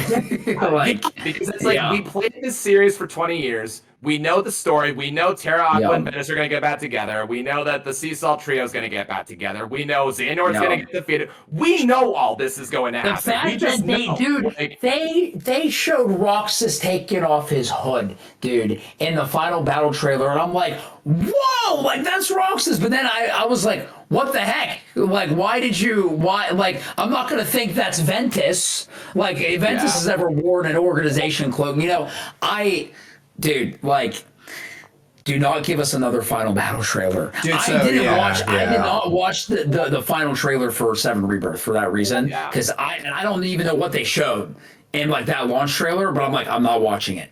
I'm not. Because and I'm glad I didn't. Glad I didn't. Exactly. But yes, like I think there should be some dude, and I've been having this concept in my mind for like forever, and maybe you do put this in a trailer, and by forever I mean since they showed the first Kingdom Hearts 4 trailer like 2 years ago. Like, dude, Zack Fair and Quadratum would be sick, and it would make sense. Like him being dead, he's in Quadratum. Let's maybe save that. Let's save that. Yeah. So save it for the game. Don't show it in the trailer. They just. I think it would be cool if. Yeah, I mean, I think they've learned their lesson, hopefully, but I don't know. This is way down the road, but like, I think it'd be kind of cool if, like, even for Kingdom Hearts 4, we have like one DLC pack or whatever, and like just throw it at Disney World. That'd be cool if they had like a reveal for the DLC and it was like a different Disney World. But Tree, you got it all wrong. Cool. You got it, Tree. You're fired. You got it all wrong. DLC's not for the normies. You're trying to sell the normie sicko shit, and you're trying to sell the sickos normie shit. You got it all backwards. Yeah, they got the KH3 fan over here going off. That's crazy. Anyways. Yeah. That's funny. But yeah. I guess if you guys are done, I do have a question that I've only asked a couple of people this before, so I'm curious. And Chad can chime in too. So the idea of like a series reset or like a reboot, so it's a good entry point for like newcomers to come in and everything. We have a lot of characters in this game, and it's very overwhelming. So I have this idea that there's certain characters, if not a majority of them, that are going to get benched or not be important. Do you think that that's going to happen? That they're going to like 100% focus on certain characters more than others? Oh yeah. Yeah. Roxas, like specifically Shion, to follow up with that, benched. which ones? Roxas and Shion getting benched. Terra getting benched. Hate to say it, all Final Fantasy characters benched on the bench. Yeah. Many And more. you know what? We know Aqua's still going to be relevant though, because she's training Kyrie, right? So Correct. we know she's relevant by Ventus association. too. I think that means that Terra and I Ventus. don't think. No, Yeah, Ventus too. But I Union don't think Cross, she's gonna be. Strelitzia, Ventus is going to be way too important.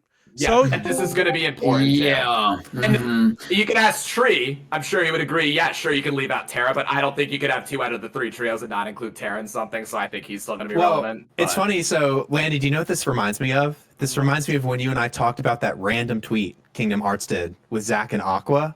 Do you remember that? I do. It was just so out of nowhere. Yeah, and I'm like, okay, they're gonna be there next game. Cool, let's move on. Like, that's the vibe I got. That's the vibe I got from that tweet. So. Yeah. Because I think, again, like, there's just so many characters in this series. Like, I think a vast majority of the organization, except for, like, Zexion, because he feels like he's going to be, like, he was kind of our hub guy, the guy in the wheelchair in Kingdom Hearts 3. I don't think he's going anywhere, but, like, a majority of them are getting axed. I think Anyone in Radiant Garden. Roxas axed. Huh? Anyone in Radiant Gardens hitting the bench. Yeah. You think even Zexion, too? Or Bench. Enzo? Yeah, and I'm fine with that too, because again, we have the Union Cross characters that are going to come into play. I mean, you know, granted, a lot of them are in play, but we've got like the Lost Masters are now making a grand introduction. We've got the Dark Road characters potentially making an introduction. We have the Missing Link characters that we don't even know if we know all of them making an introduction. You've got to bench a lot of these characters because Sigurd is going to be the most pivotal character in the new saga. I'm calling it right now. Right? Yeah, he's going to be. Yeah, because I feel like a lot of people have their nothing about that man. Yeah, yeah, but I was gonna say I just feel like a lot of people have their favorite characters. A lot of people have characters that they don't like, but I think that they need to make room. They need to make room. And maybe that's what maybe a future non-numbered Kingdom Hearts game could be for. Hey, like maybe we can make a game that. I don't know what all the characters that we're benching are gonna do, but maybe that's how we also appease the fans of these characters. And I don't know how they're going to write that in. I think honestly, you know what, bench them.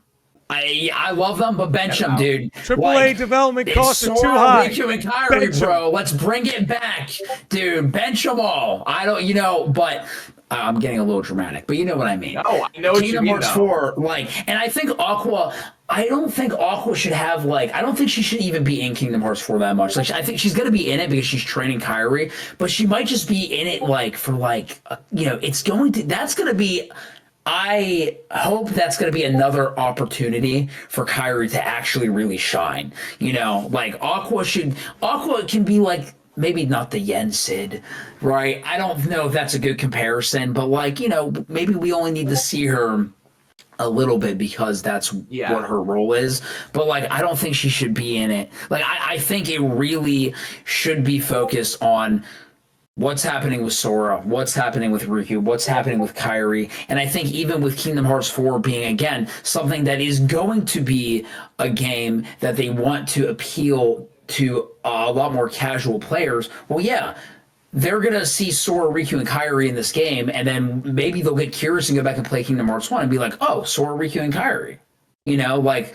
I've been introduced to them in this game. I'm going back to Kingdom Hearts 1, and now I'm introduced to them again. So they, I think, I love, I love Roxas. I love, all of these characters, that they Axel, that they've introduced.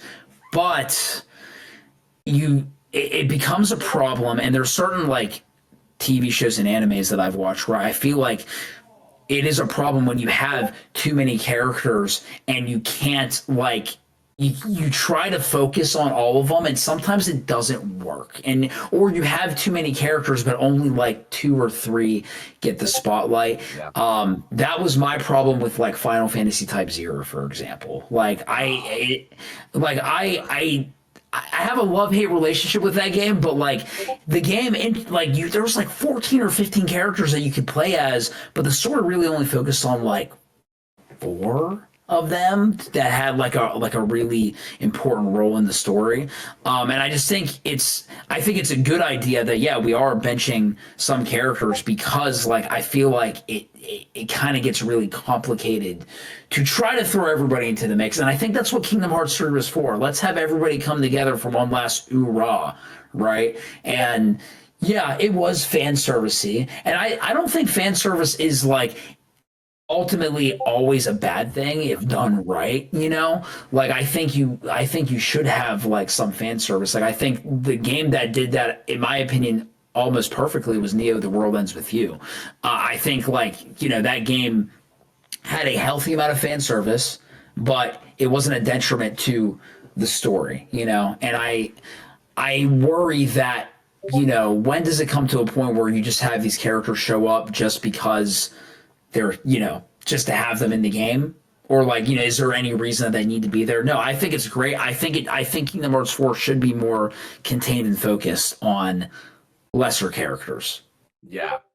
No, exactly. And then just give this because I feel like if you're playing Kingdom Hearts 4 and there's 20 characters that you should know about based on the dialogue where they're like, oh yeah, this referencing this part of the past, or this happened in this game, and it's like it gets overwhelming for people. But if they're just new characters, they're new people, they don't feel like they have to have had to play the past 13 games to understand like who this character is. It's much more like it eases a lot of anxiety that a lot of new players might have, right? You know, so I think that it's a good idea to bench a good majority of the cast. In my opinion, give Sora, Riku, and Kairi as much of the pie as you can. And honestly, with all this new arc, new characters, new villains, anyone not named Sora, Riku, and Kairi should relatively be on the bench. I completely agree too. And like Much that's one of my big things. Yeah, and that's one of my big things with Kingdom Hearts 3. Where it's like, and maybe have them make an appearance, right? Yeah, like just for like a minute. Exactly. Like they still exist, but like again, the big thing for me is like we know the numbered titles it's the Sora show. Every single numbered title is the Sora show. But like, especially with Kingdom Hearts 3, it was like too much of the Sora show. So what I'm saying is instead of focusing on all these characters, again, Sora, Riku, Kairi. That's all you need. Give them 90% of the screen time, and I'm fine with it. That's what we need. That's enough for people. And then just give it, you know, like you said, Aqua has a training arc, or you know, we see what Ventus is up to, or maybe Roxas is building sandcastles with Xion. I don't care what it is. That's all we need though. But we don't need Xion and Roxas to help us take down the Master of Masters or whatever the new threat might be. You know, we don't need them. Their stories, I feel like are concluded. Exactly, because it all was surrounding around Xehanort. It has nothing to do with the Master of Masters. It has nothing to do with Luxu. Like, they have nothing to do with what's going forward. I would say outside of Ventus, their stories are concluded. But Ventus, and I don't know if Ven is going to play. I think he should play a more important role going forward because of, you know, everything about him. And I think if you're to put anybody outside of Sora, Riku, and Kairi, it's going to be Ventus because there is so much that, I mean, dude, like there is so, like, especially with missing Link and how important that's going to be. And like I would say he would be the exception because I feel like Ventus' story is not done. It's not. Personally. But everyone else, like, you know, Terra got his... I think he came full circle. I even think I want to say Riku came full circle in like Dream Drop Distance, but I actually don't think he did. I think Riku will come full circle when he dies. Yep. I think that'll be it. I think he should, and I've said it before on this podcast before. I've said it in my own streams. Riku's my favorite character. But if you really want, like, I feel like killing him off actually would leave such an impact on the audience. And that's what really is going to bring it full circle. If done right. Right? Because, and like Kairi, I mean, dude, there's so much they have to do. I feel like there's so much they have to do with Kairi as well. Okay. Yeah, I got a question, though, when we're talking about benching. How much do you, like we're saying, you know, Sora, Riku, and Kairi, how much are they going to bench Donald and Goofy in this game? Not at all. I don't think Disney's going anywhere, and I'm very firm on that. It's not going anywhere. They're staying right here. And I think they can't. They've been along forever. Yeah. And I think even like in the future of the series, we're talking about like potential spin-offs and everything, where they're not getting like Donald and Goofy will be the Donald and Goofy from this series. I think that they're going to stay relevant. They're going to stay apparent. They're not going anywhere. 100%. No way. So like all the Disney worlds, you think they're going to be there with Sora? Yep. Okay. I think they're all going to be there. Disney's not going anywhere. I know people try to talk about that. I'm very passionate about that. Disney's not leaving this series. Oh, dude. I would really love it if if Donald and Goofy actually were a trio with Kairi this time around. Like I think that would be awesome because it kind of would be cute. Like also just is funny because at one point in Hollow Bastion in Kingdom Hearts 1 when Sora was Heartless, like she was like with them for like a very brief time and like they were like defending her. Right, I don't know, man. True. Like that's something true. That's so true. I think would be so awesome. And then like, you know, I don't know if they're going to find Sora in Kingdom Hearts 4 or if he's going to make his way back to, snap back to reality, or if they're going to go to unreality. I don't know what's going to happen, but like, man, I think that would be great. Yeah. Personally. That'd be great. Yeah. It's very fitting too, because this is kind of Yeah. like, I know she's been relevant for a long time, but like it's And starting to feel like, especially with Melody and Memory, it's starting to feel like the start of Kyrie's journey a little bit, and I feel like starting her journey with Donald and Goofy to go find Sora would be very fitting and very It would be, awesome. I think the dialogue would be incredible. Like, imagine like Donald and Goofy, like they're sharing stories about Sora from like previous games of like when they traveled to like other worlds and stuff. And then Kyrie's, like she's just like sitting and listening. I don't know, man. Like and Kingdom Hearts, although it has its dark moments, overall, it's always been wholesome, more wholesome than it has been dark. It has like its dark parts, but it's wholesome. And man, like that would I don't know, that would be something that would make me go, oh, that was really nice, like just like moments like that. I don't know. This just, Agreed. Cool. Well, I feel pretty confident it's not going to happen. It's going to be Sora, Donald, and Goofy. They are the main trio of Kingdom Hearts. I'd be shocked if they split that up. Stop shooting down my dreams, Landy. Let me get my wholesome Kingdom Hearts 4. You're right, with Riku Andy. dying, by the KH4 way. and Tokyo Game Show. Who's ready? Let's go. I mean, man. we're gonna have like Sora, Donald, and Goofy in the Disney worlds, but I do appreciate, like at least in the hub world, that if we do get a little bit of just Sora, that would be appreciated too. Yeah. Like they don't always have to be with Sora, is the thing. It doesn't feel like they are though, because especially with the thing at the end of the trailer when they're like alone, they're consulting Hades with, hey, where the heck could Sora be? Basically, they're gonna be doing something without him, and I think what Andy was saying is like if you have Kyrie accompanying them, like she's ready, she's trained, she's ready to cook. I'm not gonna be that guy. It could I'm work. not gonna be that guy. I'm not gonna be that guy. It could work. No, do it. Be that guy. I'm not gonna be that guy. Be that guy. Do it. That's why we're here. Because it's connected to the final world, which is connected to Quadratum. They're already on their way to Of course. Quadratum without Kyrie. Like, it ain't happening. I don't But want to be maybe- that guy. I would maybe- fucking maybe love they it. don't- I'd maybe love they it, don't love it, figure love it out love right it, away. love it. But they're already Maybe. setting this up. It's going to be Sora, Donald, But we Goofy don't within know. the first 4 hours of the game. We don't know. We don't know when that takes. We don't know when that takes place.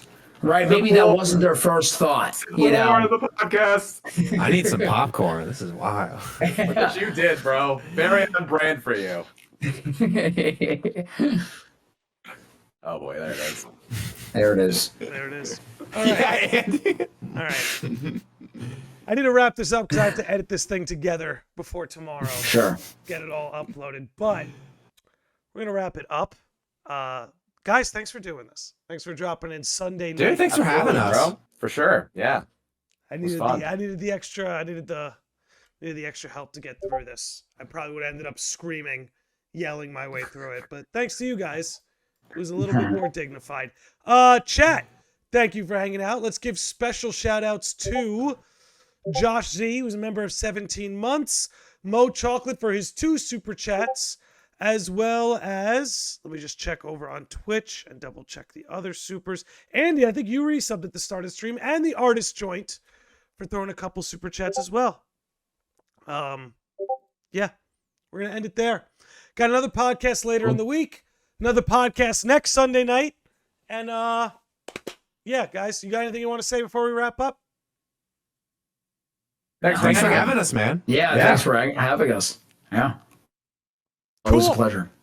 All right, we're wrapping it up. Thanks for hanging out, guys. See you later in the week. See you next weekend. Have a good night. Oh, when you see the video tomorrow, drop a like because the algorithm hates me.